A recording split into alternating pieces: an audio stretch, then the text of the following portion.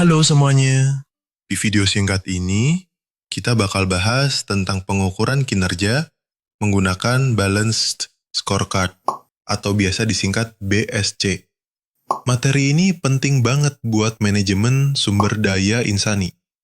Karena kita bisa tahu apakah strategi yang dijalankan perusahaan itu udah tepat atau belum. Yuk, langsung aja kita bahas. Balanced Scorecard adalah alat yang dipakai buat mengukur kinerja perusahaan. Tapi nggak cuma dari sisi keuangan aja, jadi kita lihatnya lebih holistik, alias menyeluruh. Ada 4 perspektif utama yang dinilai. Keuangan, seberapa sehat keuangan perusahaan. Pelanggan, apakah pelanggan puas? Proses bisnis internal, apakah proses kerja di dalam berjalan efisien? Pembelajaran dan pertumbuhan, apakah karyawan berkembang? Intinya, BSC bantu kita lihat apakah perusahaan itu cuma untung aja, atau benar-benar bertumbuh dan berkelanjutan. Kadang perusahaan cuma fokus ke angka, berapa untungnya, berapa biaya, dan lain-lain. Tapi, kalau karyawan nggak puas, proses kerja amburadul atau pelanggan kabur, ya percuma juga. Nah, BSC ini bantu menyelaraskan visi, strategi, dan tindakan nyata. Jadi, semua bagian perusahaan bisa jalan bareng ke arah yang sama.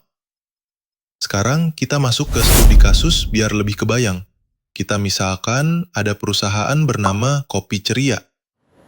Masalah yang dihadapi perusahaan tersebut adalah penjualan stagnan. Karyawan mulai nggak semangat, dan banyak pelanggan pindah ke kompetitor. Lalu, kita akan melakukan manajemen pakai BSC untuk mengevaluasi. Pertama, dari perspektif keuangan. Target yang ingin dicapai perusahaan tersebut adalah meningkatkan profit 15% dalam 6 bulan. Data realnya ternyata profit cuma naik 3%. Artinya, strategi penjualan belum maksimal. Kedua, dari perspektif pelanggan. Survei kepuasan pelanggan yang didapatkan, skor turun dari 8,5 ke 6,5.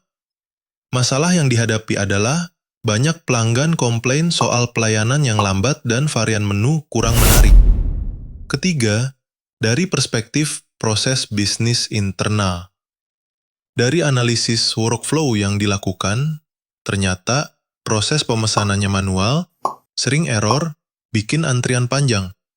Solusi yang dapat ditawarkan adalah manajemen putuskan buat digitalisasi, kasir, dan sistem order. Keempat, dari perspektif pembelajaran dan pertumbuhan. Data HRD menunjukkan tingkat kepuasan karyawan rendah. Pelatihan terakhir udah 1 tahun lalu.